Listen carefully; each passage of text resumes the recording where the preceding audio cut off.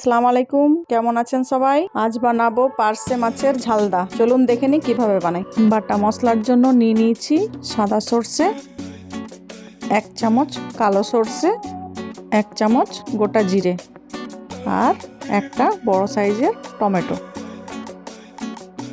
মাছগুলো ম্যারিনেট করার জন্য দিয়ে দিলাম 1 চামচ নুন ও 1 চামচ হলুদের গুঁড়ো। কড়াই গরম হলে দিয়ে দিলাম সর্ষের তেল।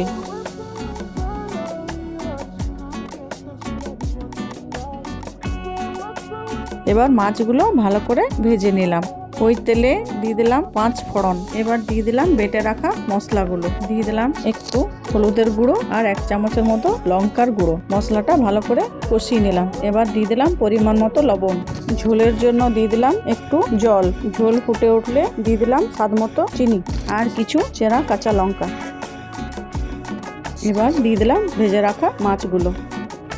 ঢাকা দিয়ে 2 মিনিটের মতো ফুটতে দিলাম। দেখুন তৈরি হয়ে গেল পার্সে মাছের ঝালদা। উপর থেকে ধনেপাতা দিয়ে পরিবেশন করুন।